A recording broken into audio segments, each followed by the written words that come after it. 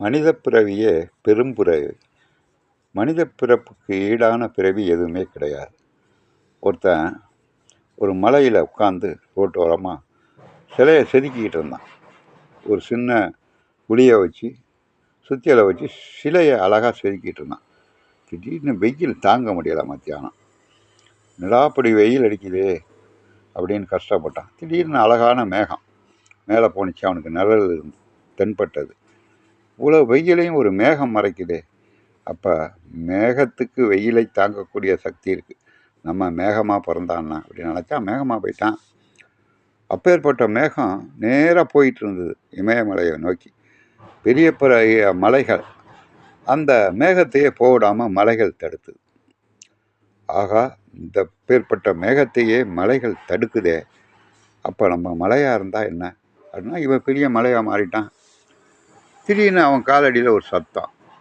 யாரோ செதுக்கிக்கிட்டு இருந்தான். அந்த மலையை சின்ன சுத்தியலை வச்சு வெற்றுமை வச்சு வெட்டிக்கிட்டு இருந்தான். பாறையை உடைச்சி டைல்ஸ் போடுறது. இப்பேற்பட்ட மலையையே மனுஷன் உடைக்க ஆரம்பிச்சிட்டானே.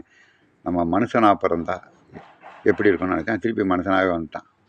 அதனால் மற்றவைகளை பார்த்து அவன் அப்படி இருக்கான், அவ்வளோ பெரிய பணக்காரனாக இருக்கான், காரு வச்சுருக்கான், பங்களா வச்சுருக்கான், நல்ல வசதியோடு வாழ்கிறான் அப்படின்னு நினச்சி நம்மளும் அந்த மாதிரி ஆகணும் அப்படின்னு நினைக்கக்கூடாது.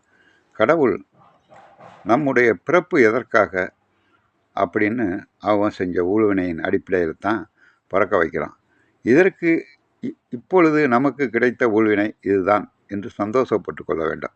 அடுத்தவனை பார்த்து கார் வேணும், பங்களா வேணும்னு நினச்சோம்னா அதனால் துன்பம் தான் போடுவோம்.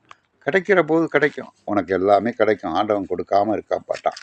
அறத்தோடு வாழ், உனக்கு எல்லா புகழும் கிடைக்கும். செல்வங்கிறது நிலையானது அல்ல, புரியுங்களா? ஜப்பானில் சுனாமி வந்தப்போ, இந்தோனேஷியாவிலேருந்து சுனாமி அடித்தப்போ எவ்வளோ கார், இலங்கையில் எவ்வளோ கார் வீடெல்லாம் நாசமாக போயிருக்கு. அப்போ செல்வம் நிலையானதா? அதே போல் அந்த உடம்பும் நிலையானதில்லை. நம்ம ஒரு 10,000 வருஷம் வாழ போகிறதில்ல, கேவலம் 100 வருஷத்துக்குள்ளே. அதுக்குள்ளே உடம்பும் அழிஞ்சிடும். இது ரெண்டுக்காகவும் மெனக்கடாத, புரியுங்களா? இறைவனை அடையணும், முக்தி அடையணும் அப்படின்னு நினச்சி வாழ். உனக்கு ஆண்டவன் எல்லா அருளையும் கொடுப்பான். அன்றறிவாம் என்னாது அறம் செய்க, அத்தொருவன் பொன்றுங்கால் பொன்றா துணை. வல்லவ பெருமாள். நீ தர்மத்தை செஞ்சுக்கிட்டே இரு, வாழ்க்கையில் ஒரு கால் வெற்றி பெறுவாய், நல்ல நிலைமைக்கு வாழ்வாய்.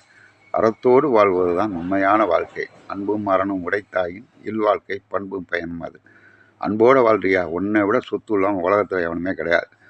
நீ எல்லாத்தையும் இழந்துட்டு சொத்தை மட்டும் சேர்த்து என்ன செய்ய போகிற? அதனால் செல்வம் நிலையானதல்ல. நன்றாக புரிந்து கொள்ள வேண்டும். நன்றி மாணவர்களே.